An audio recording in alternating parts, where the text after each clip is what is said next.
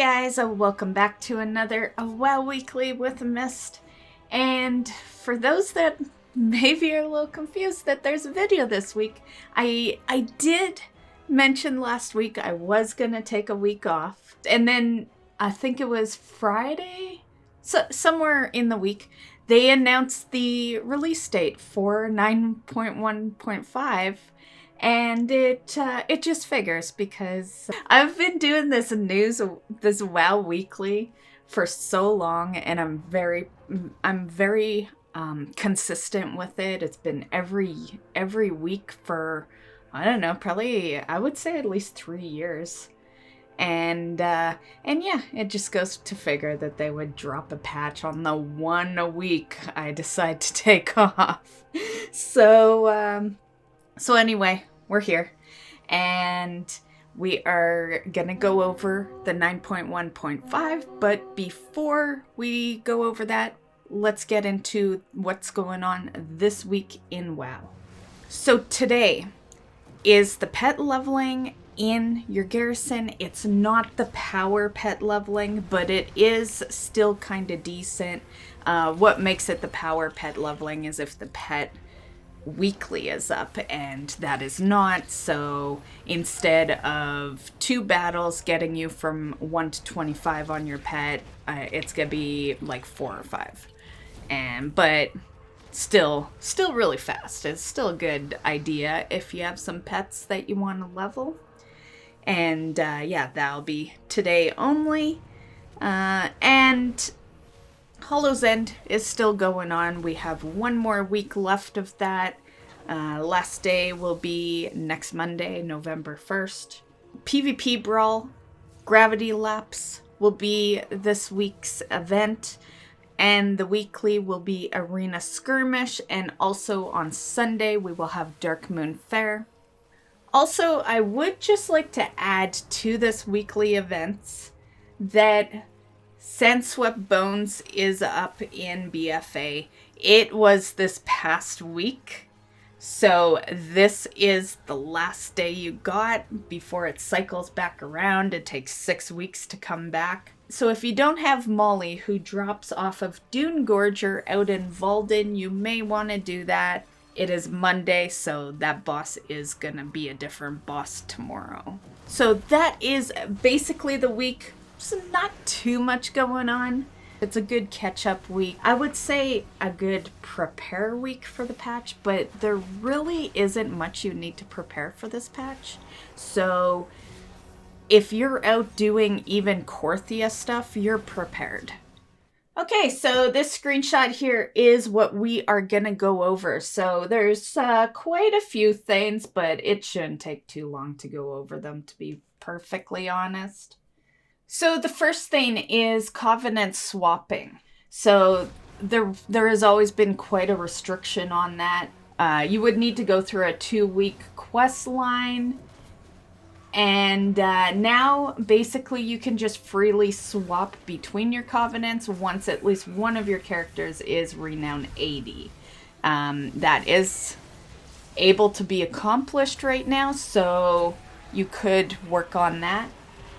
Covenant cosmetic pieces.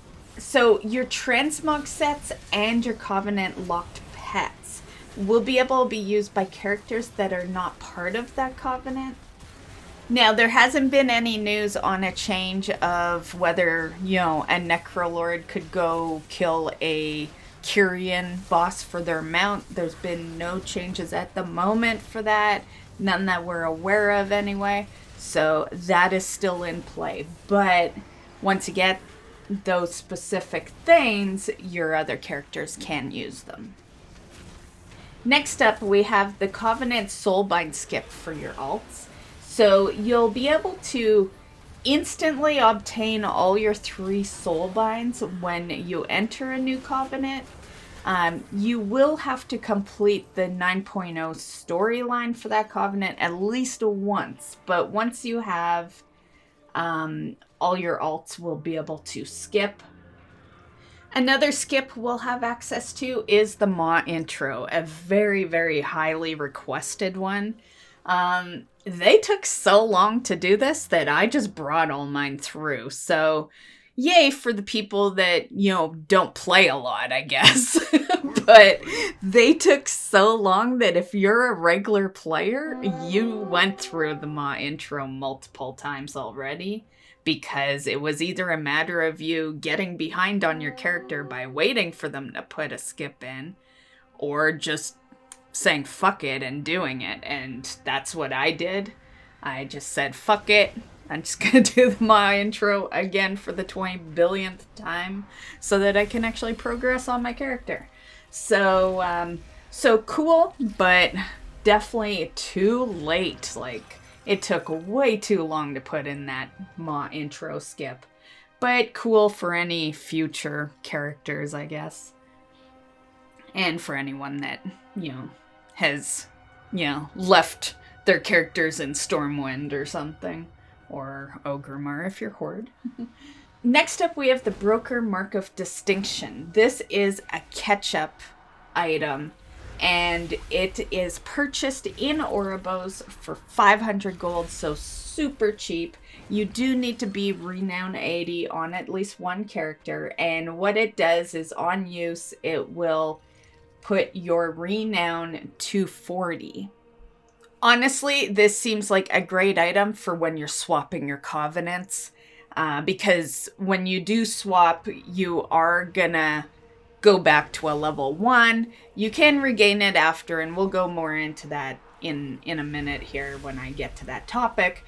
But you will be a Renown 1 when you go to, say you swap from Necrolord to Night Fae. Then your Renown 80 Necrolord is going to be a Renown 1 Night Fae. And so an item like that definitely helps you get the items you need so you don't have to, grind 1 to 40 Renown. Another item that you can purchase is the Traveler's Anima Cache. So this is very similar to what we had last patch, or was it the patch before that? One of the past patches where you could trade the Soul Ash by sending it to alts. Very similar. This one is Anima. So you can buy an Anima Cache and send it to your alts. This one is better than the Soul Ash in my personal opinion, because with the Soul Ash one, you paid more Soul Ash to send less to your alts. Whereas with this one, you're paying 250 Anima to send 250 Anima. So nothing to complain about here. I totally plan on doing this with my Druid, because my Druid has a lot of Anima now. And my alts have literally pretty much nothing. I don't do world quests on them, so I don't know where they'd be getting Anima. Maybe from boards, but I don't even really do that. So I totally plan on sending it from my Druid. And so that is a good addition to 9.1.5. One thing to note here, again, is that you do need to be Renown 80 to purchase this. Also, spells and abilities that became AoE capped in 9.0 are now going to hit all targets, but they will deal reduced damage if more than 5 targets are hit by the spell. On screen right now is a list of all the abilities that belong with the classes that this would affect. Also, all players will be able to swap conduits at the Forge of Bonds freely without any limitations now. This will also require hitting Renown 80 at least once on a character. And once that's done, it'll be account-wide. So you don't need 80 on every character. You just need it on one, and then every character of yours can freely swap the conduits at the Forge of Bonds. Next up, we have some character customizations. This is for Nightborn, the Lightforged Draenei, Void Elves, and High Mountain Tauren.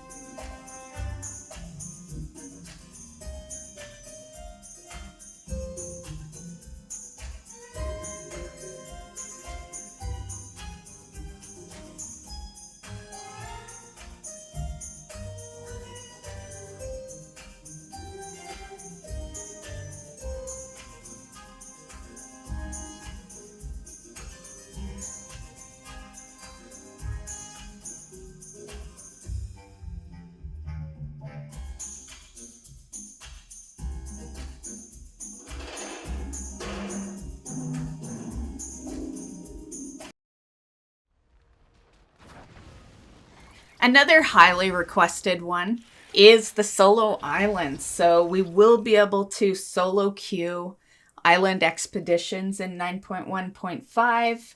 And I am just gonna put in the description a link to the page. Wowhead has a great page for this. I've been using it since BFA, and it's just easier and faster to give you that link than for me to tell you where every single thing comes from, because there is a lot of items in Island Expedition. If you are a mount collector or a pet collector or a toy collector, you want to do islands. Also, on the topic of BFA content, there is some legacy loot rules that will be enabled. So basically what that means is that your bosses that you kill would now drop the number of items that they would for a 5-player dungeon or a 20-player raid. So you're going to be able to actually recycle your unused legendaries. This is a great change. I like this one because I have 3 characters right now that are holding on to their legendaries and they're not even being played, really. So I do like this. Definitely a change I didn't think they would put in, but cool that they did. Next up is some alt leveling improvements. So there's a new level of heirloom gear. They've done some improvements to the Thread of Fate system. Some of that is the ability to level in Torghast and renown games for completing bonus objectives. Next up, we have a small PvP change. There's going to be an increase on the scalability of your lower level PvP gear. This is really just so that newer characters feel they can do battlegrounds and stuff. So yeah. Next up, we have some new travel forms for the Druids, and there is 7 of them. So we do have a bunch of new inscription patterns that are going to be available, and they are going to be able to turn you into a Duskwing Raven, a Gloomstalker Dreadbat, the Midnight Runestag, Regal Dreadbat, Sable Ardenmoth, Shimmering Ardenmoth, and the Twilight Runestag. So these will be sold by random vendors out in the Legion area. Okay, so for those that will be wondering how to get these inscription patterns, the Mark of Duskwing Raven will be purchased by Sylvia Hartshorn, who is in Valshara, and you'll be paying 550 gold. You do need to be honored with Dreamweavers, so if your character is not honored, you might want to work on that. For the Mark of the Gloomstalker Dreadbat, you're going to need 100 in your Shadowlands inscription, and you're looking for Tatru. He is out in Revendreth, and you're going to need 25 porous stone to get this one. And he'll be situated at 5178. The Mark of the Twilight Runestag, again 100 Shadowlands inscription, and you're going to need to be revered with the Wild Hunt. And you can buy this in one of 2 places. So you can either get it in Oribos off the Wild Hunt Quartermaster, who is Leah Wynn, or if you're in Heart of the Forest, you can buy it off Aethelin, and it'll cost you some gold, but not much. If you are exalted, it'll cost 1412. The Mark of the Regal Dreadbat is going to be a farm. Not totally sure on the drop chance, as we're not in the patch yet, but you will be farming Dreadbats, which is in Revendreth over at Dominance Keep, and they're what drops the technique. Next up, we have the Mark of the Sable Ardenmoth. So this one is out in Ardenweld. You're going to hit up Hibernal Hollow, Coordinates are 59, 52. And it'll be Spindlenose, who is a Court of Night quartermaster. So, on that topic, since it's a Court of Night quartermaster, you will need to be at least honored with the Court of Night. And you're going to need Shellend's Inscription 100. And it will also cost you 1,000 anima and 5 grateful offerings. The next one is the Mark of the Shimmering Ardenmoth. It is possible that this may be a Druid-only technique. Basically, you'll get it off the NPC Droman Dawnblossom, who is out in Ardenweld near Dreamsong Fen. Coordinates is 38, 36. Not too much info is for this one, but I'll give you what I've got. So basically, when talking to him, you'll get 3 prompts, and on the third one, it will turn you into an Ardenmoth. And it doesn't reward you with the technique, but the person that tried this was not on a Druid. But it is possible that only a Druid can get it. The fact that you'd get it by being turned into an Ardenmoth, that seems very Druid-like, you know? Like, that's how we shapeshift, we turn into things. Doesn't really make sense if you're, say, on a rogue, and you turn into an Ardenmoth, right? Makes more sense for a Druid. So I'm thinking that maybe you get the technique as you're turned in, but no one has confirmed that. I haven't had a chance to test this myself. I do main a Druid, so I would be the person to, check this out for us. And I don't feel like hopping back in before fully completing this video. I just want to get this video done. So what I will do is I will test this week. And I will give you an update on this in the next WoW Weekly, which will be the day before the patch launches. So it'll still be before you're able to do the content, and I will let you know. But it does seem likely that it's a Druid-only one because all these are techniques that you learn except for this one. This one is a Mark of the Shimmering Ardenmoth, whereas all the rest are technique and then mark of whatever. So yeah, it does seem very Druid only.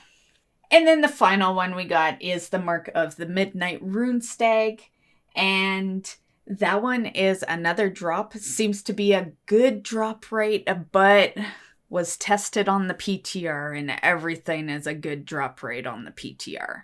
So I would take that with a grain of salt, guys. Yeah, it might not be as good as I'm going to tell you right now, but it might not be horrible either.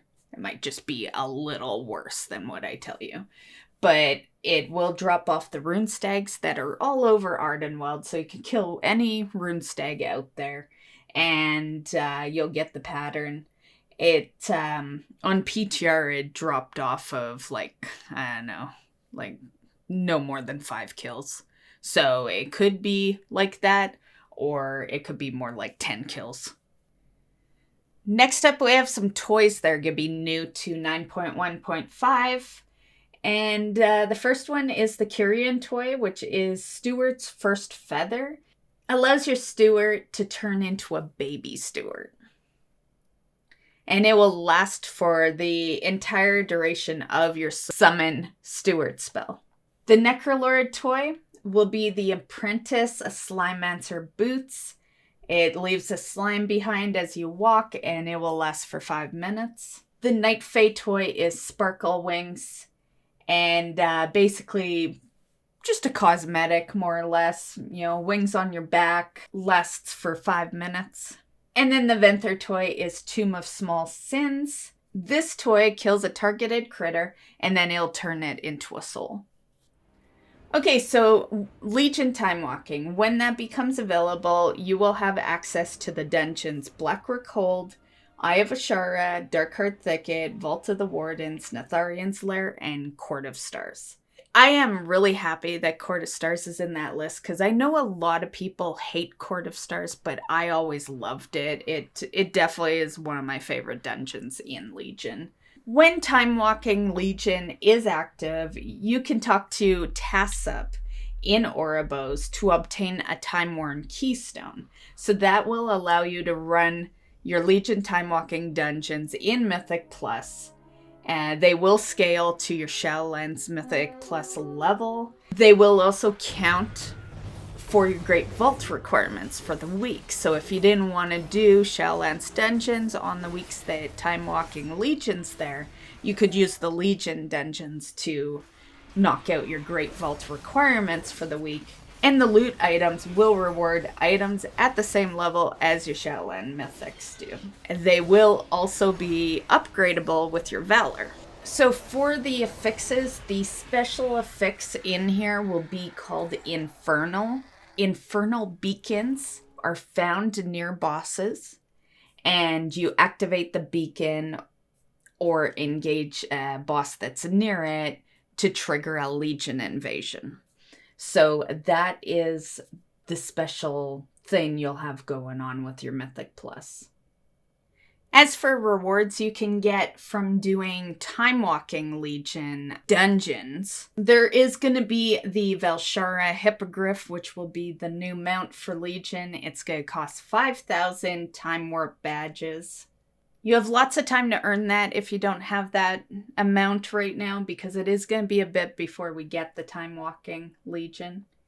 There's also going to be the rep tokens, of course, on the vendors, all of which pretty much have mounts. Ferndis is one mount, Dreamweaver is one mount, High Mountain has one mount, Valajar has one mount, Wardens has a toy, Nightfallen has a mount, Legion Fall has a toy, Argushan Reach has nothing, and Army of the Light has 3 mounts. There will be a new toy on the vendor that you can also purchase. It is called the Nightborn's Guard Vigilance. It will cost you 1,500 Time Warp badges. Basically, it's this. I've got the picture on screen here. It says you become suspicious of your surroundings and reduced cooldown for Nightborn. It says 3-minute cooldown, so I'm not sure how reduced it would be for Nightborn. Maybe it's a 2-minute cooldown if you're a Nightborn. Also worth noting that you will be able to trade in some Time Warp badges for meat, fish, herbs, cloth, or leather, gems, and enchanting. So that will be 25 Time Warp badges to trade in. Another thing is the Blood Vessel. It costs 150 Time Warp badges, and it will give you 5 Blood of Sargeras. As for how much you're gonna earn, you do earn between 25 to 35 per completion of dungeons, and then it's typically like 5 per boss. And of course there's Transmogs. So if you wanted to get all the cloth items, you're looking at roughly 100 tokens. If you want to get all 4 of these so that you just have everything, you're looking at around 400 Time Warp badges. So really cheap, honestly. Transmogs has always been the easiest thing to knock out on these vendors. We also have some weapons that are on the vendors as well. Some of them are costly.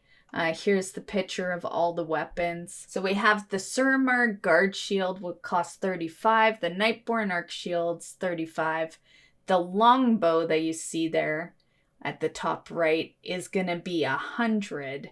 And then the Arc Smasher and the Arc Blade will be 50 each, and then that staff you see is gonna be 100 as well. So you're looking at, a little bit there, but overall not too terribly much. There is also the replica shield you see here, Aegis of Agrimar.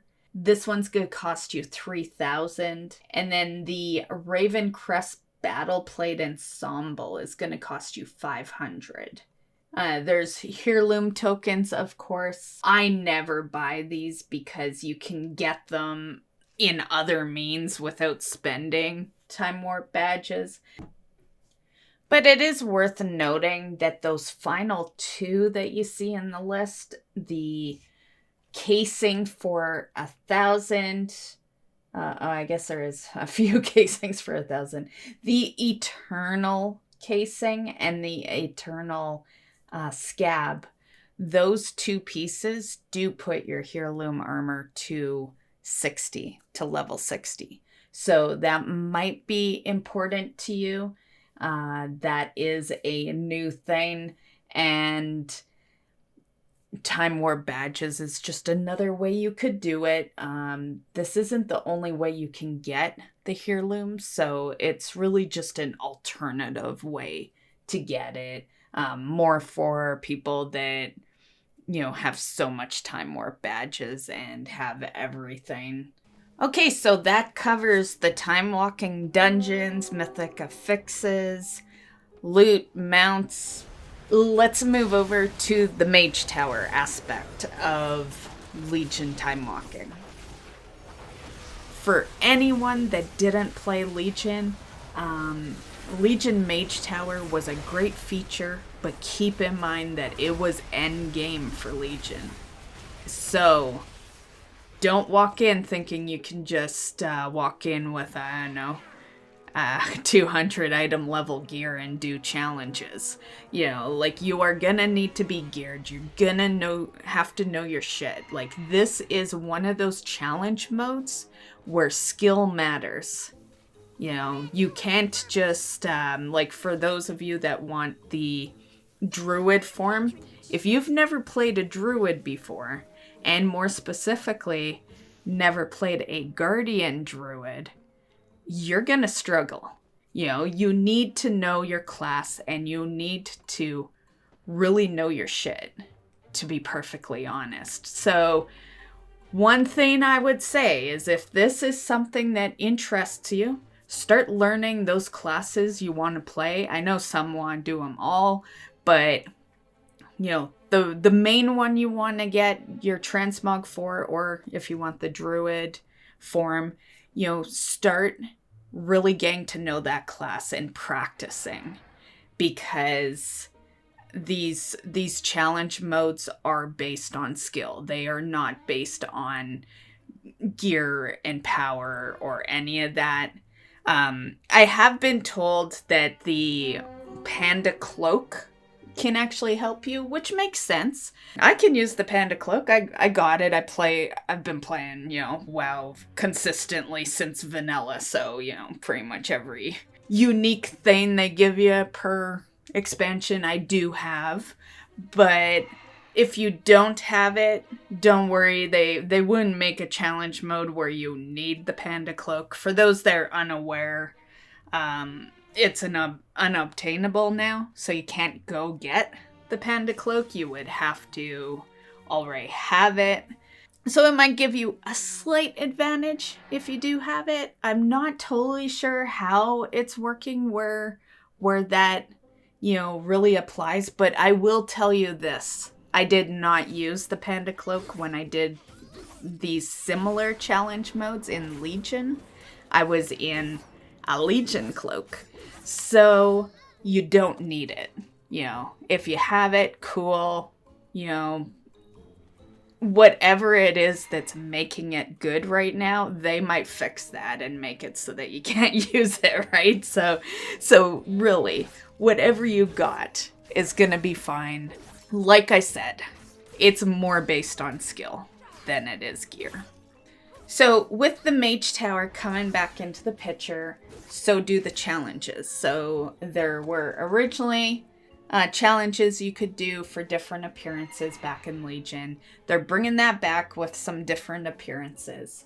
So anything you got in Legion will still be special, and no one can take that away from you, right? Talking to you, Guardian Druids. So you will have some new appearances. And while we're on that topic, let's see them. So here are the appearances, Druid, all those other classes. You know, Druid's at the top because I'm main Druid. But you can see everything. My favorites in this list is Druid and Warlock. So yeah, I'm definitely liking those two, and they're all good, and I'm gonna want to do all the challenges anyway. But those are the two I'm gonna focus first. So also completing all these challenges. Well, all 7 challenges. There's a couple of achievements here. So the first achievement we'll talk about is the A Tour of Towers achievement. So this will be to complete 7 unique challenges for the Mage Tower. So Closing the Eye is for Frost Death Knight, Havoc Demon Hunter, Survival Hunter, Sub Rogue, or Arms Warrior. The God Queen's Fury is for Arcane Mage, Ret Pally, Assassinations Rogue, Enhancement Shaman, and Demonology Warlock. The High Lord's Return is Blood Death Knight, Vengeance Demon Hunter, Guardian Druid, Brewmaster, Monk, Prot Pally, and Prot Warrior. The Thwarting the Twins is for Balanced Druid, Marksman Hunter, Frost Mage, Shadow Priest, and Affliction Warlock. An Impossible Foe is for Unholy Death Knight, Feral Druid, Fire Mage, Outlaw Rogue, Elemental Shaman, and Fury Warrior. Fell Totem's Fall will be your Beast Mastery Hunter, Windwalker Monk, Disc Priest, and Destruction Warlock. And the End of the Risen Threat will be for your Resto Druid, Holy Paladin, Holy Priest, Resto Shaman, and your Mistweaver Monk. Those are the characters for that. So you can pick just one of each list there, and you know, that'll help you get progression towards your mount. So that is the achievement, and that gets you the Spell Tomb mount. This achievement is ironically as tough as it is gonna be. It's easier than I thought it was gonna be because there's another achievement that I knew about before I knew about this one, and I thought it was the achievement for the mount, and I was stressing so fucking hard because I really want the Spell Tomb mount, and I thought this next achievement was what you had to do for it. So thank fucking God, it is just a achievement if you're a crazy person, which I am. I'm gonna want to do it anyway. But at least I can have the mount for like a long time before I get to doing this next one. So Tower Overwhelming is a Feat of Strength achievement that will come out with the Legion Timewalking event. And you need to do it all modes for all your classes.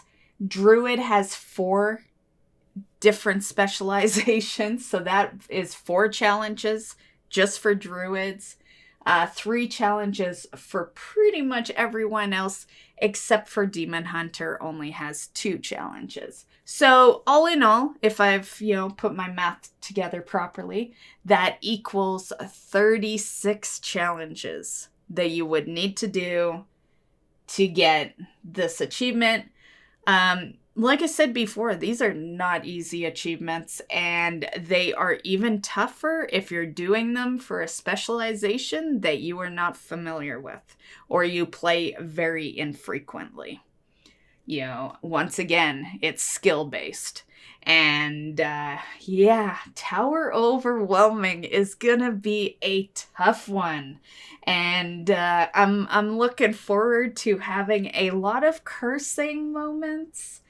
And I'm gonna be cursing my fucking face off doing that Tower Overwhelming. But I definitely like my punishments in WoW, it seems. Still playing, right? So I will definitely go try that. I guess now is to tell you the bad news, which is gonna make Tower Overwhelming even tougher.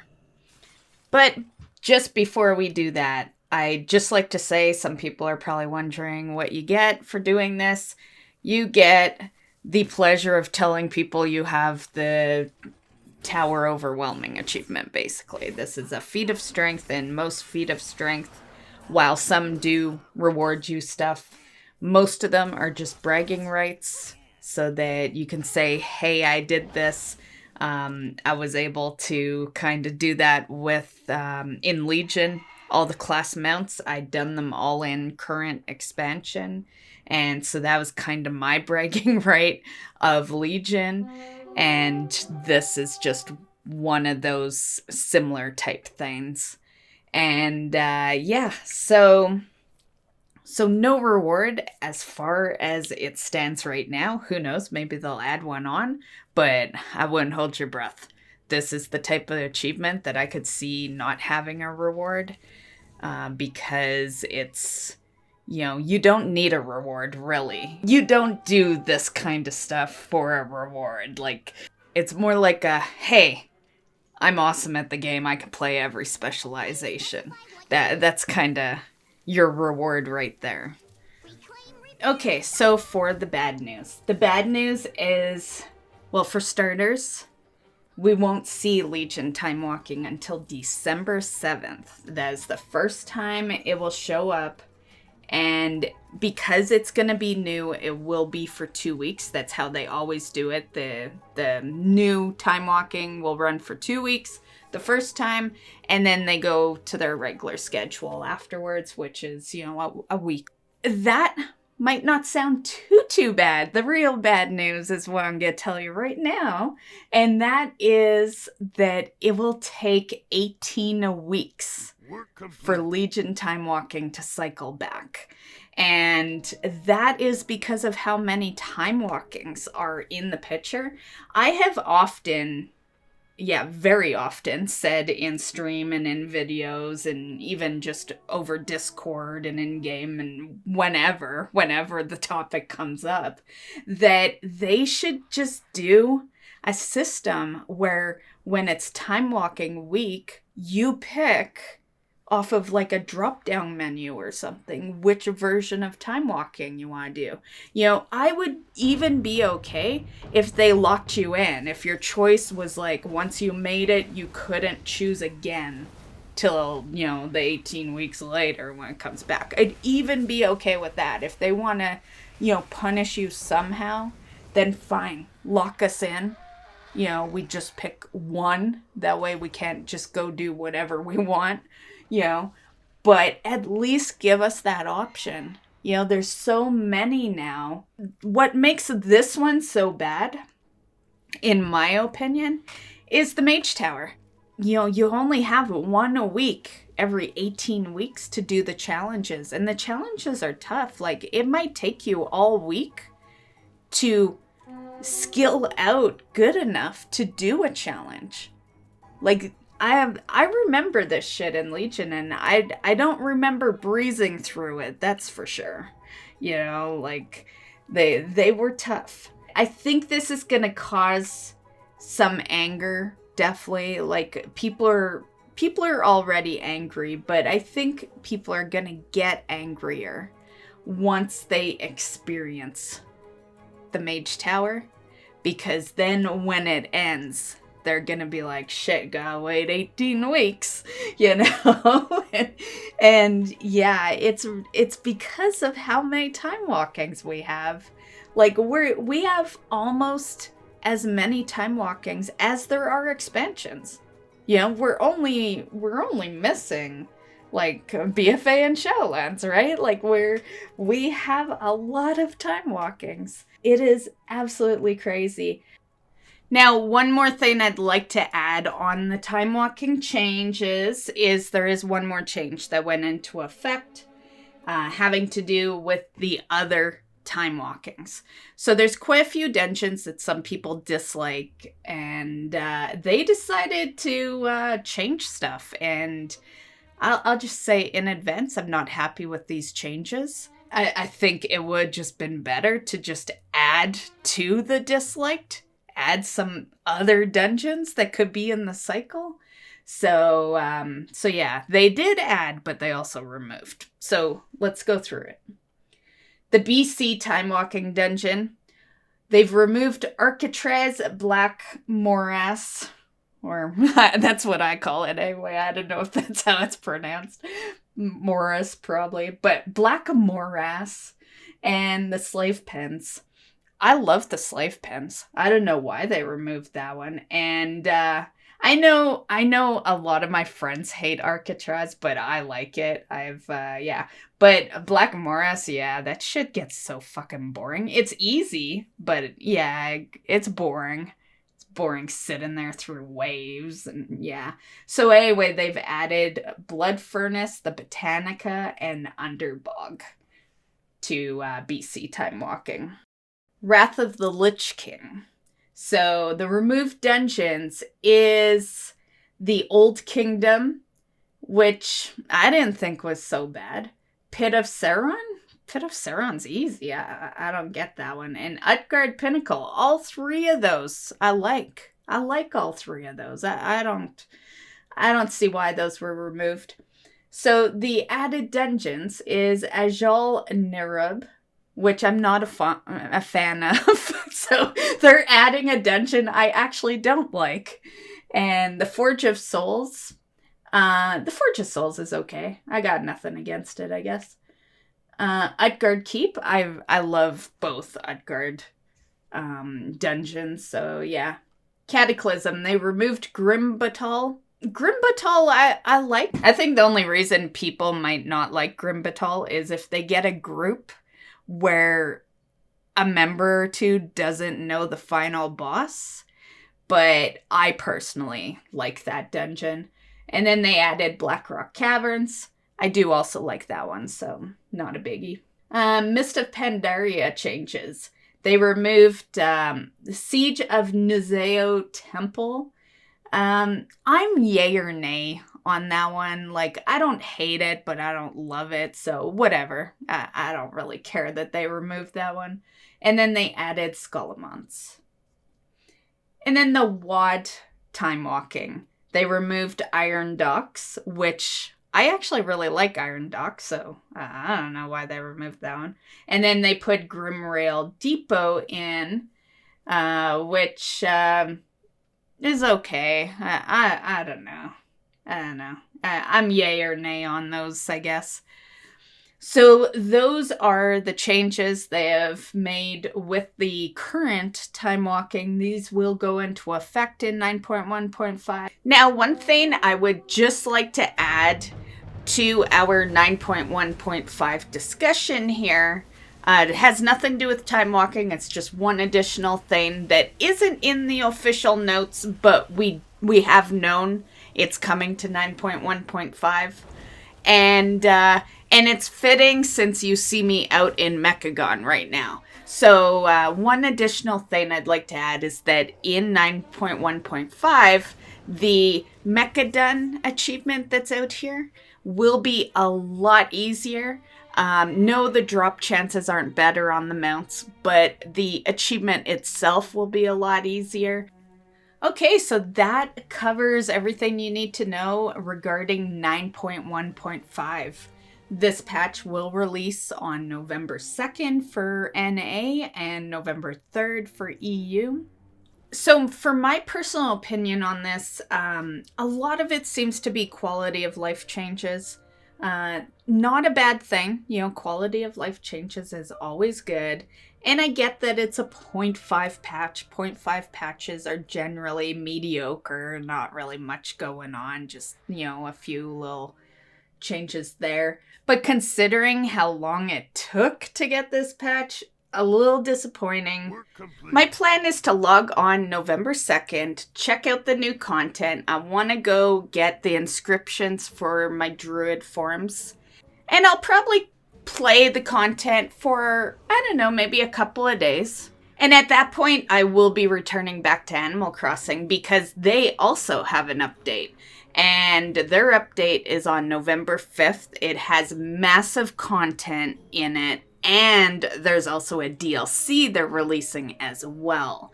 So as far as content level, comparing the two, Animal Crossing definitely wins.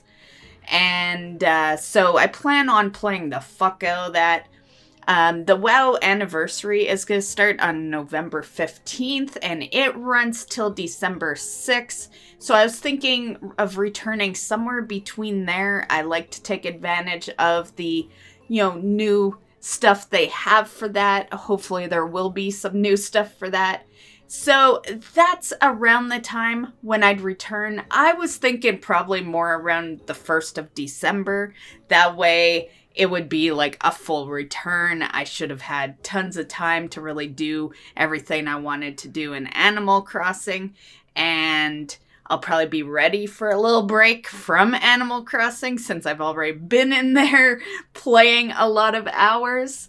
And we'll just be ready to do a full return, and I'll prep myself for Legion Timewalking. We'll do the anniversary stuff, do some patch stuff, and then shortly after Legion Timewalking, we'll have Christmas, which is my favorite thing in WoW. So yeah, I think that will be the plan. Okay, and I just have a few extra pieces of news that are unrelated to the patch, but you still may be interested in knowing.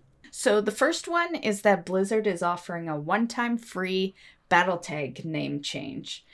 This will be available until November 5th. So I will have another WoW Weekly out before that. So I will remind you guys on the next WoW Weekly for those that don't do this immediately. One thing I would like to mention is be careful when you do a name change, especially if you have been playing WoW for a while or even had a Blizzard account for a while.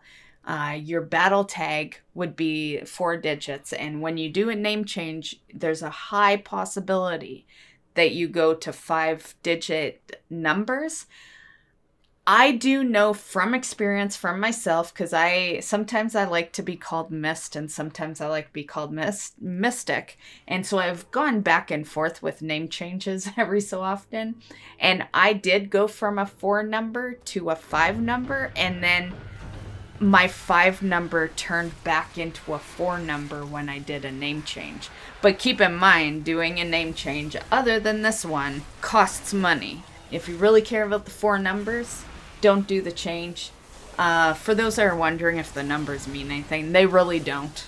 Especially if someone's changed their name, because like a longtime player can have a 5 number attached to their battle tag. It just means they changed their name. So having 4 numbers or 5 numbers, it's all random. It really doesn't mean anything. The next thing in news is the book Exploring Azeroth Kalimdor. This book has been delayed. I believe it was supposed to be out on December 1st. First it was October, and then I think they delayed it to December 1st, and now it's been delayed again to December 7th. So yeah, for all you readers, that will be a little longer to get your hands on. As you guys know, at the start of this lawsuit, there was a name change with the Overwatch character, McCree. That character has been renamed. We know the name now. And the new name is Cole Cassidy. And that will go into effect tomorrow. And the last piece of news I have for you guys is an extended maintenance that they're doing tomorrow. So, obviously, it's in preps of the patch. Kind of interesting because it's not even a huge patch, but we are going to have an 8-hour maintenance. While there's people a little upset about this 8-hour maintenance on a week that isn't the patch, I have to say kudos for picking those times, because they could have easily done a maintenance that starts at the normal, what is it, normally like 7 or 8 in the morning to, 3 or 4, since it would be 8 hours, right? This time they've chosen 2 a.m. So this is Pacific time. So 2 a.m. Pacific to 10 a.m. Pacific. I can't complain about that. So that's the last piece I wanted to add. I hope you guys enjoyed. I hope you're still having fun in WoW and that you're excited for the patch. Thanks everyone for watching. An extra big thanks to the members of the channel. And we will see you in the next video. Bye guys.